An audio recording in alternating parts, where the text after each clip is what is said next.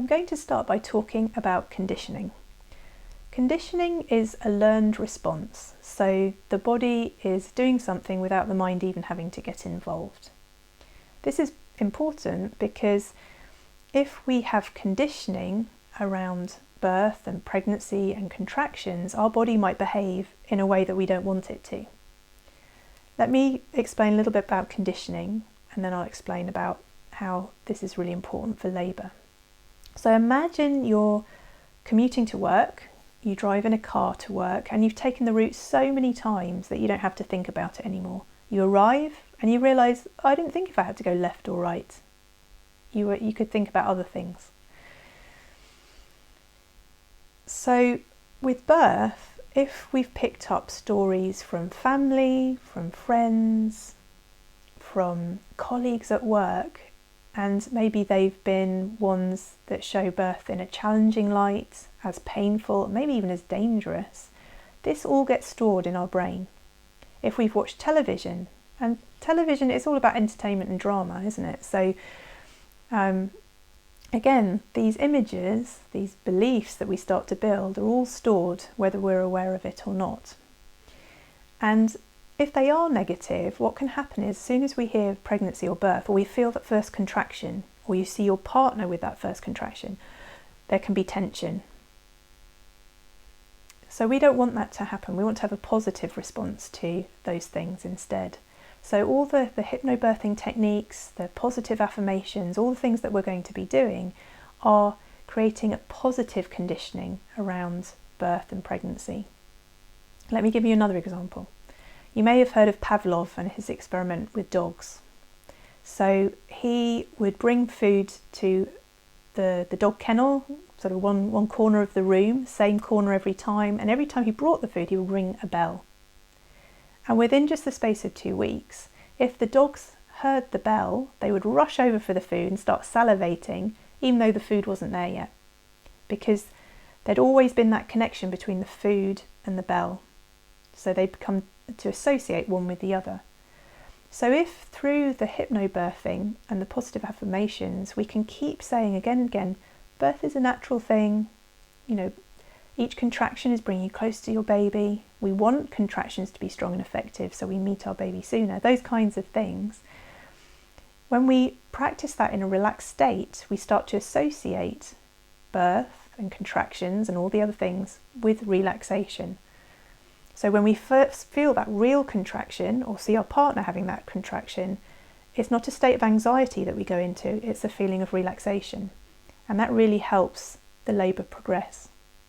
Because otherwise what happens is if we have anxiety or fear, that can cause tension in the body and that can cause pain, and it goes around in a cycle. The more pain, the more fear, the more tension, the more fear, the more pain. You can see how it just goes round and round. So just do a little experiment for me. I want you to bring your hand up and create a claw shape. So bring some tension into the fingers. And we're going to take the hand up and down. So really have some tension there. And you can feel it's hard work. It would be tiring very quickly. And you might even start feeling a bit crampy. Shake it out. And then keep the hand relaxed.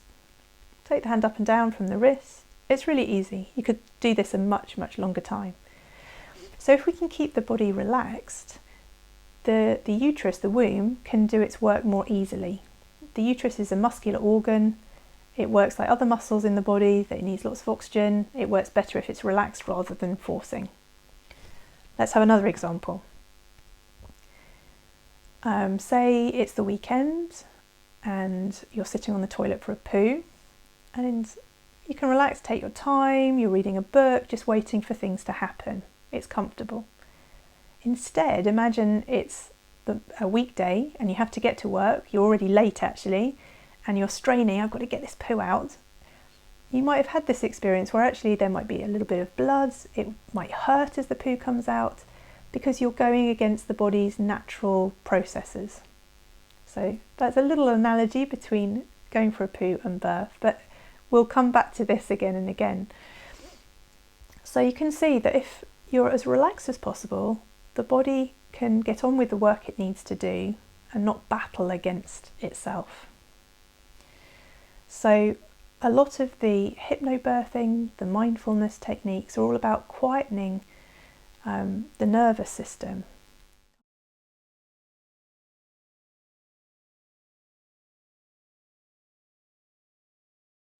So let's come to exactly how this is all working in the brain. We've got three parts of the brain that I want to talk about. The first part is the neocortex, which is the new brain. It's what makes us human. It's responsible for things like language, reasoning, self-awareness, analysis, conscious thought. We wouldn't be human without our neocortex. So it's very helpful most of the time. But you could also think of it as your thinking part of the mind or the critical mind. And sometimes this can get in the way of just letting the body do what it knows how to do. So, for example, if you're very sensitive to language, imagine you've gone into hospital and the midwife says to you, if it's okay, I'd like to examine you, see how far dilated you are.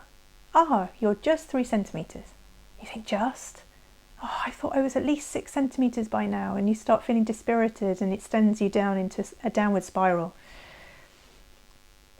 For some people, they might not be so sensitive to language. It might be that they are thinking about hypothetical situations. Think, what if this happens?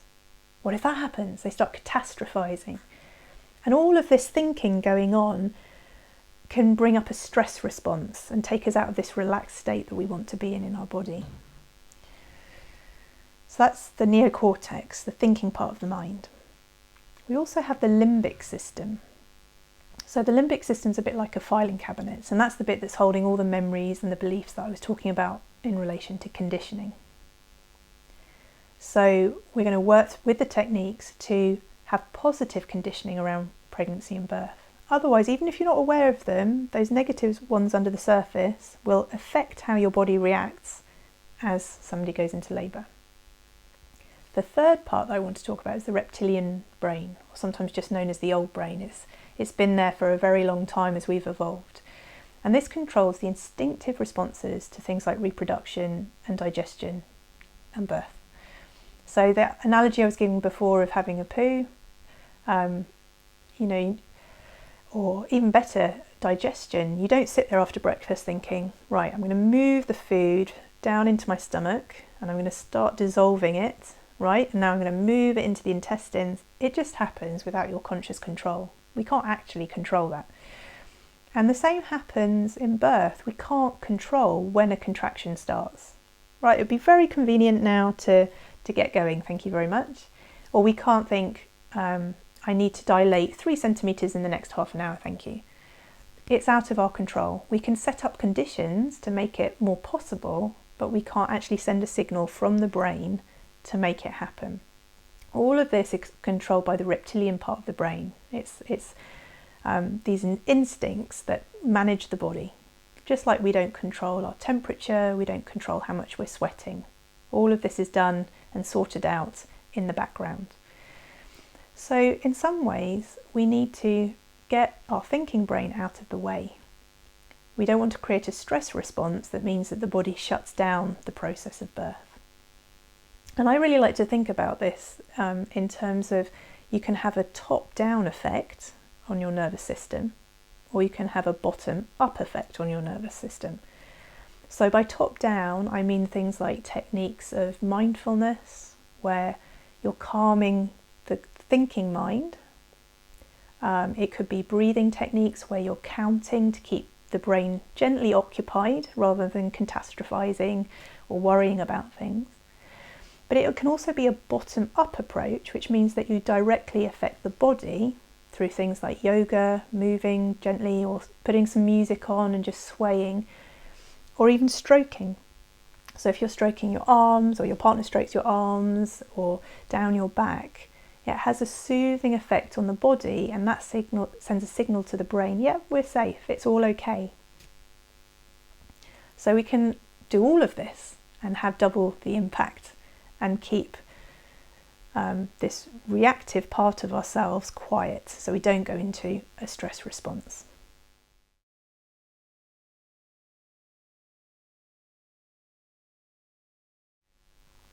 So I'd like to do an exercise here. You can pause the video when you need to. You'll need pen and paper, And I want you first of all to think about the things that are worrying you. We're not going to dwell on these for a long time, but I think it is important to bring them up into your awareness. So I'd like you to spend a few minutes writing down all the things that are worrying you, maybe where those anxieties are coming from. Maybe you've been watching One Born Every Minute, or there's a colleague at work who keeps telling you this traumatic story. So you can put the source of it as well if you want. So switch this off until you've written a list. Don't judge what you're writing down, just do it as a stream of consciousness, just whatever comes into your head. And then when you're ready, turn the video back on again. Okay, so well done for doing that. And if it's on a piece of paper that you can roll up into a ball, we're going to do that now. It's not to diminish what you've put on there. If there are some practical things on there, maybe you can get in touch with your midwife and just ask a question, or maybe you need to have a word with that colleague and say, look, please don't tell me your stories, wait until after my baby's born. All of those feelings are very understandable, and we're not diminishing them by screwing up the piece of the paper. Or if you can't rip it out of a book, just fold it over so you don't see it anymore. But we're saying we're going to put these in the past and we're going to move forwards to thinking really positively. And I had a lady recently after a birth workshop and after the birth of her baby, who said, at the time I wasn't quite sure about this, but she said actually it had a big impact. Just symbolically to put those to one side and say I'm choosing to think positive made a massive difference. So now what I'd like you to do is write on a piece of paper all the things that have been giving you a sense of positivity. So it might be stories from friends, it might be things you're writing, it might be seeing a sibling born or a pet born when you were little. Again, just do it as a stream of consciousness, don't judge or edit, nobody else is going to see these. So when you're ready, I want you to switch the video off and just spend a few minutes writing all the things that are positive, that have been helping you think positively about pregnancy and birth. And I'll see you in a minute. Great, so I hope you did take the time to write those things down. The hypnobirthing tracks that are part of the course are full of positive affirmations. So that will be helping you with reconditioning so that you feel really positively about the birth. There's also a website called tellmeagoodbirthstory.com. And that not only has positive birth stories, but it also has a buddying system. So you can match yourself up with somebody who's similar to you, and but further ahead, they've already had their baby and can give you lots of positive reassurance. There are loads of great books. So a classic is Ina May Gaskin's Guide to Childbirth. There's Mindful Hypnobirthing. So if you want a hypnobirthing book, that would be the one I recommend. Mindful Hypnobirthing by Sophie Fletcher.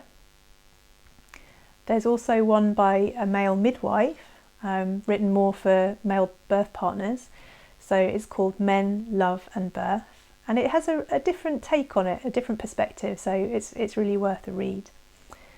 And then also there's lots of great home birth books. So even if you're not planning a home birth, it's a source of really good stories. So there's Home Birth by Abigail Cairns. And there's A Farmer's Home Birth Handbook by Leah Hazard. And I'm sure you'll find other ones out there, but just by focusing on reading positive stories is a great source of conditioning yourself to feel excited and relaxed at the same time about the prospect of the birth. And then of course there are also videos. On the course I'll share some links to YouTube videos, different ones, hypnobirthing, home, hospital, water birth. And it's really good to watch these with your birth partner so they can see that there's a whole spectrum. So not just the dramatic things that they've seen on TV, but also just birth unfolding naturally as undisturbed as possible. Now I want to talk about a concept of birth breaks and birth accelerators.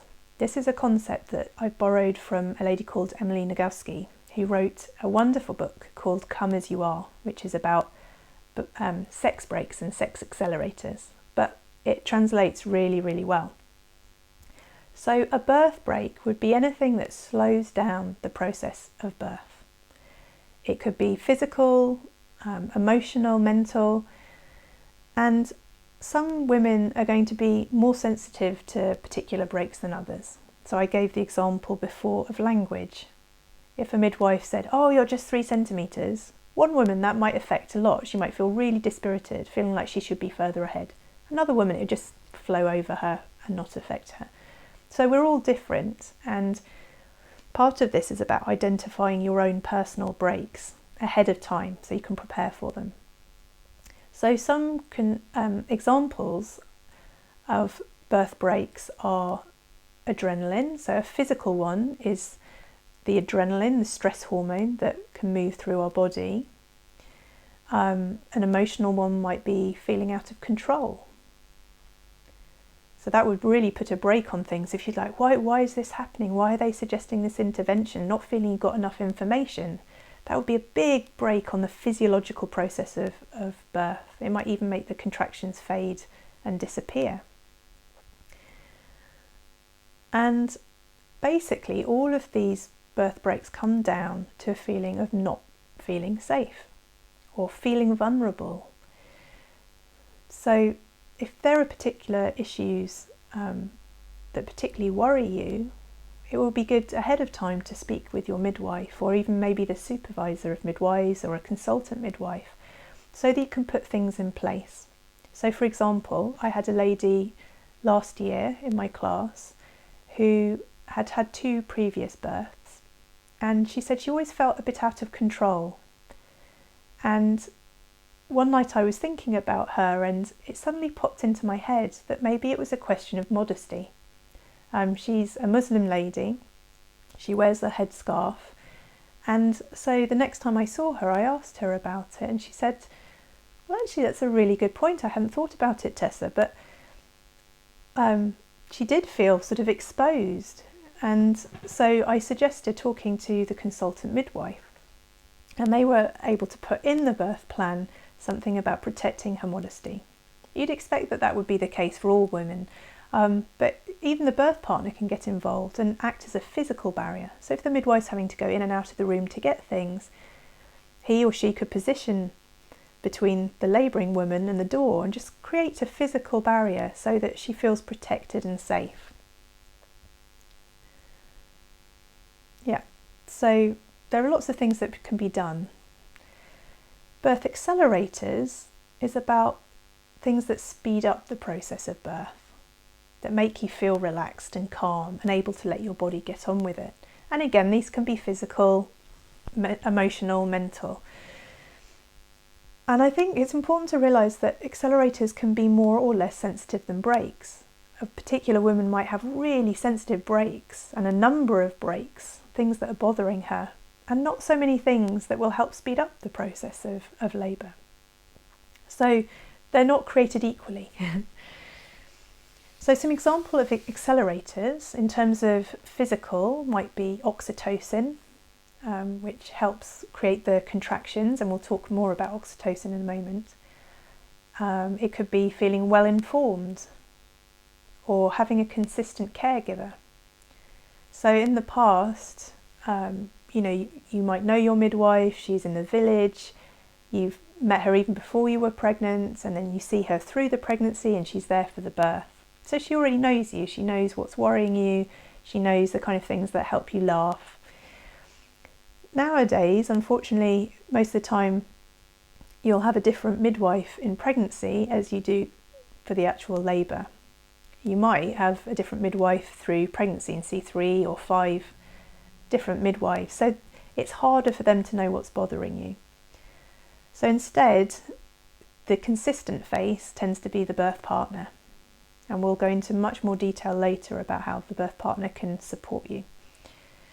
And again, we've got language use. Language is another accelerator, so lots of positive reassurance. Yes, you're doing really well, I'm so proud of you. And basically all of these accelerators come down to feeling safe. So if you like, you can pause the video now and write out a list of things that you can see would act as brakes for you. It might be practical things like you've already got a child and you're worrying about where that child is going to go when you go into labour. And you can make a list of accelerators.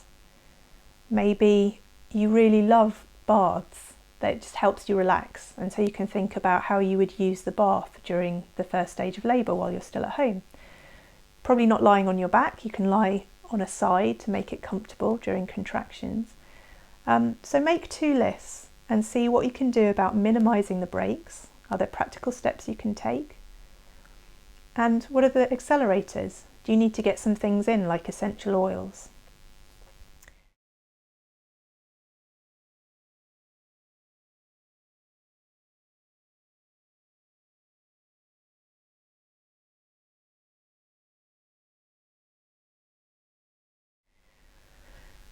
Okay, and then a last part of this puzzle is how the hormones interact with the nervous system.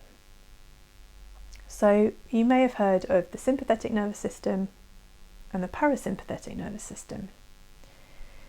So the sympathetic nervous system, if we feel that there's a danger, we often go into 3 different reactions. Flight, which is where we run away. Fight, where we fight the danger or the predator, for example. Or we freeze or play dead. You might have seen an animal on a video that sees a predator and they pretend that they're dead, so the predator just passes on. So these are our instinctive reactions that come from that reptilian part of the brain that I talked about before. So adrenaline is the stress hormone that drives all of this. And what happens when we feel that there's a danger, even if it's not real, if it's all in our mind that we're worrying about this situation, that situation, the body will still respond as if it's a very real danger, like a tiger running after us. The blood goes to your arms and legs so that you're ready to run away or to fight. And that means that it moves away from the uterus, which, like I said before, is a muscular organ. So it needs blood, lots of oxygen to work really well and comfortably. If the blood's gone away, the contractions, even if they've been very regular, they've been lasting a good amount of time, could completely go. And that's very dispiriting. We don't want that to happen. The other thing that happens when we have this high level of adrenaline in our system is that we can get less blood going and, well, less oxygen coming down to the baby. And so sometimes you'll have heard from people, oh, during my labour the baby became distressed and so we had to do X, Y and Z. And sometimes it's as simple as this stress reaction has kicked in. So there's less oxygen available to go to the baby, and so the baby's heart rate changes. So this is a really good reason, again, to try and keep ourselves calm. And another thing that can happen when there's lots of adrenaline is that we can become a bit lightheaded and it becomes harder to make decisions with our thinking brain. We'll just want to run away or fight. So all of the techniques that I'm sharing in this course are about trying to keep the sympathetic nervous system switched off. Adrenaline itself is not a bad thing. We actually have a surge of it at a certain point during the labour that helps our baby to be born. But it's just if we're constantly getting this signal to the body that we're not feeling safe, then we get this stress response and we get the tension, and that becomes more painful or might even shut down the contractions completely. So what's the other side of this? We want to have the parasympathetic system switched on. Sometimes it's called the rest and digest system. So if you've had breakfast, you digest best if you're relaxed. Let me give you another example. This time you've got an interview, a job interview that you're feeling quite scared about, and you've had your breakfast, but it's sitting there. You're not digesting it because the body's in a state of stress and is getting ready to run away from the interview. As soon as the interview's happened, you can relax, and then you can feel that the food's not sitting there. When we have got the parasympathetic nervous system switched on, then the contractions can happen, and it happens in a cycle with oxytocin. Oxytocin is what drives the contraction, and each contraction signals release of more oxytocin. So it goes round and round, and the contractions will gradually get stronger as more oxytocin is released into the system. As well as this, we get the release of beta endorphins, and these are your body's natural painkillers. They're actually like stronger than morphine. They're really good to have on your side. If you've ever heard somebody say, oh, well, I didn't have any pain relief for my birth, they did, but it was their body's own natural pain relief rather than external pain relief. So if we're feeling relaxed, doing the deep breathing, we can get these endorphins released. You might have had this experience of an endorphin rush. Like if you were exercising, you get to a certain point of exercising. For me, it's when I go to street dance. I can just suddenly feel whoosh. Or it could be if you love dancing, that you're dancing, you're having a great time, and the endorphins just give you that feeling of being uplifted. This is great to have on your side when you're in the birthing journey and labour, because it helps take the edge off the intensity of the contractions, or mean that it's longer until you start to experience them as something that's painful. So with oxytocin, it's sometimes called the love hormone, shy hormone, private hormone. You might hear different explanations. But the idea is that it flows best when you're in a relaxed place. And very often the things that have helped make a baby help the baby be born. So I would imagine that for most of you, you tend to make love in a relaxed place where you don't have strangers watching you, you don't have clinical lighting everything up. You feel generally comfortable. So that's why it's called the shy or the private hormone. It works best when we're feeling relaxed. So that's why sometimes people, as they feel the contractions increase, go and hide in the toilet, because it's a smaller room. They feel more private there. They don't feel watched. So again, it's worth thinking about these things. While you're home, it's easy. You can put the lighting down. You can light some candles. You can make a nice nest somewhere.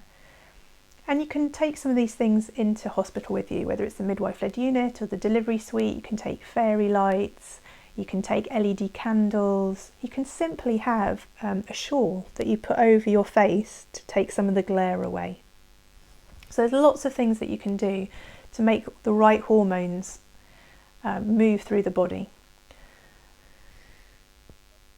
With adrenaline, the stress hormone, and oxytocin, this love hormone, is like a seesaw. So if adrenaline starts creeping up, the oxytocin gets lower. If you're making the environment nice and calm and you feel relaxed and safe, and it goes the other way, the adrenaline comes down and the oxytocin is high, the contractions are regular and getting you closer to meeting your baby.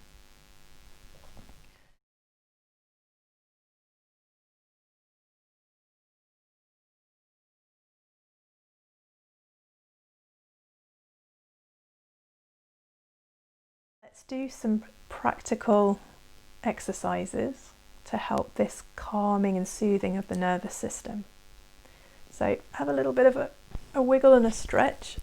You can change position, and then I want you to close your eyes. Become aware of your breath, breathing in and breathing out. We're going to breathe in through the nose and out through the mouth. So breathing in through the nose and out through the mouth. And this is called the golden thread breath. And so as you breathe out, I want you to imagine there's a golden thread coming out from the mouth, across the room, outside of the room, for as long as your exhalation continues. So breathing in through the nose and then a slow breath out through the mouth, making it last, nice and easy. So you might imagine that there's a sort of target outside of the room and you're trying to reach it with your breath, and if you go really slowly and gently, you'll be able to blow all the way across to that target. But I want you to keep the face very relaxed. So rather than a pout, like a blowing out a candle, we're not doing that. It's the face is relaxed, lips getting softer, tongue soft in the mouth, and the jaw really relaxed. So have some space between the upper and lower teeth, breathing in through the nose and out through the mouth. And if your nose is blocked, it's fine to breathe in through the mouth. Just make the exhalation a bit longer and slower. Okay, well done. And you don't have to watch all the way through the video to practice these breathing techniques again. You can find these separately in the course.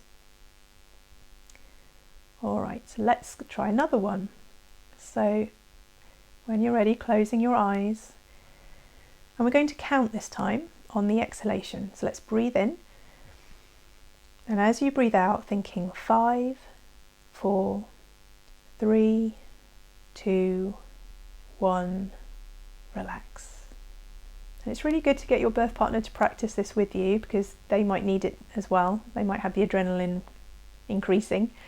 So breathing in and breathing out 5, 4, 3, 2, 1, relax. Let's do that again together, breathing in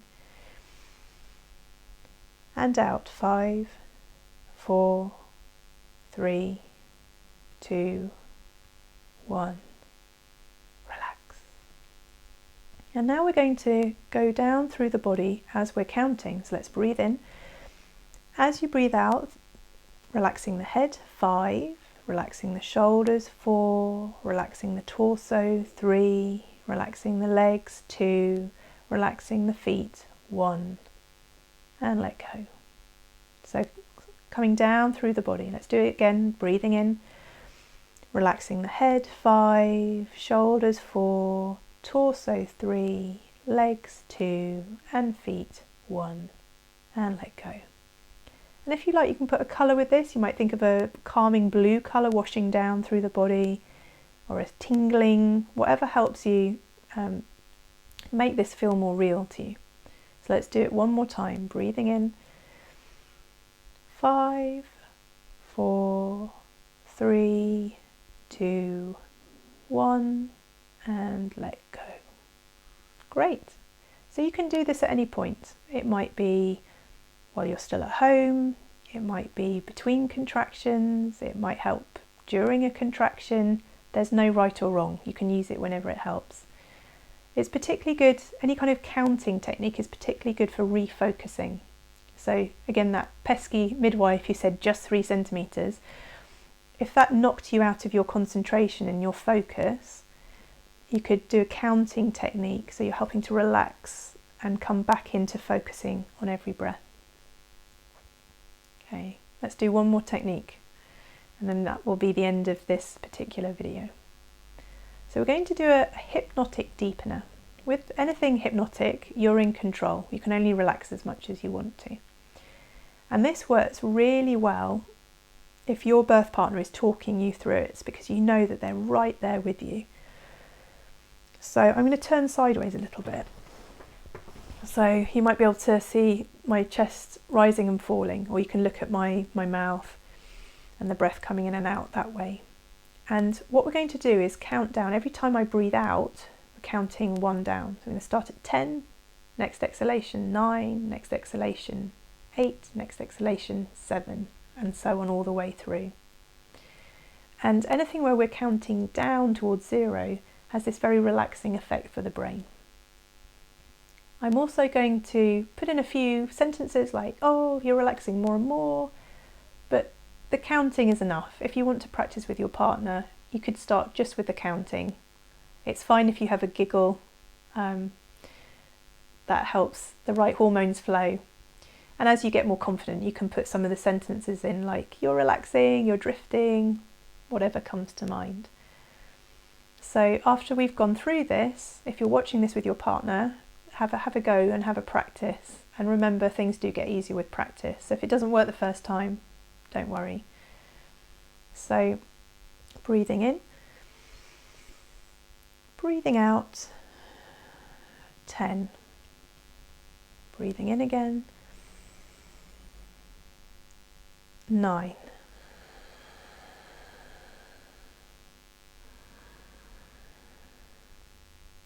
8. 8. Relaxing more and more. 7. Relaxing down through the arms and the legs.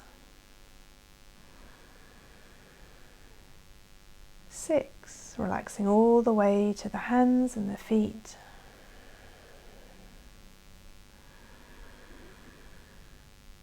5. Relaxing emotionally.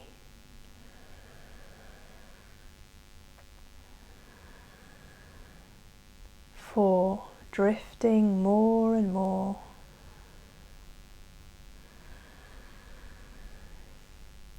3. Letting go just as much as you want to. 2. Feeling so much more relaxed now. 1.